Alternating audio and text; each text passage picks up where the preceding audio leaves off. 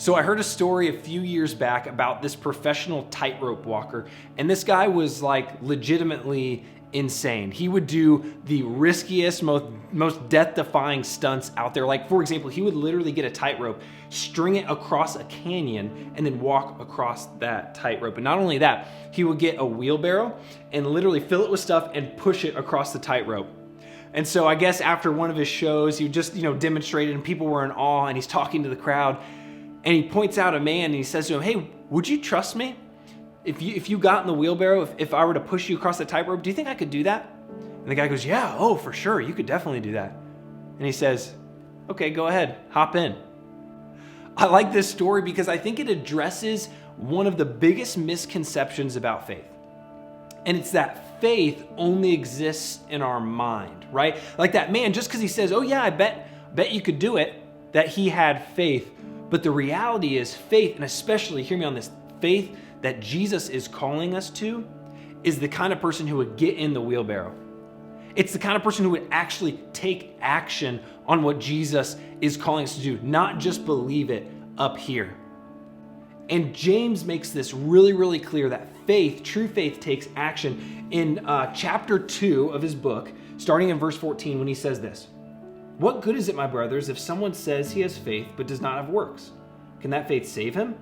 If a brother or sister is poorly clothed and lacking in daily food, and one of you says to them, 'Go in peace, be warmed and filled,' without giving them the things needed for the body, what good is that? So also faith by itself, if it does not have works, is dead." Did you hear that example?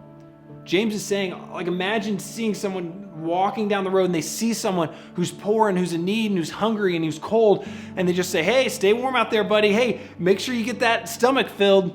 Like, what does that even mean? If you're not actually giving them the thing they need to be warm, if you're not giving them the food to fill their stomach, what are you actually doing? Nothing. It's just words. James is saying it's the same way in our faith. If we know the right thing to do, or we just say the right things, if it doesn't actually turn into right action, then it's pointless and it's dead. This is going to be hard for some of you to hear, but I want you to hear this. Some of you have a faith that only exists up here, and it's worthless. James says quite literally, it's dead. You're missing the point. Our faith needs to go from our heads into our hands, because faith exists in our hands. It's our actions. It's how we treat people. It's how we live our daily lives. It's how we spend our time. So let me ask you this. What part of your faith is stuck in your head?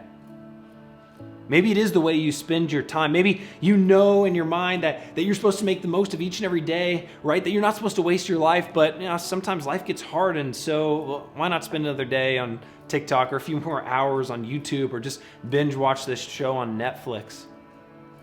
See, you know the right thing to do, but you're not actually doing it. Maybe it's how you treat people, because Jesus makes it really clear. We're supposed to love our neighbor as ourselves, but at the end of the day, it's all about you. The first person that you think of when you wake up is you. Last person when your head hits the pillow, it's you again. Guys, faith needs to be lived out in action. That is the sign of true faith. So let me challenge you. What needs to change this week? What part of your faith needs to go from your head to your hands? Let's make sure that we are the kind of people whose faith is not just reserved for our minds, but it is in our hands and it's in our actions. How are you going to change this week? Hey guys, thank you so much for watching this video. If you liked it, smash that like button and don't forget to subscribe for more content. See you guys next week.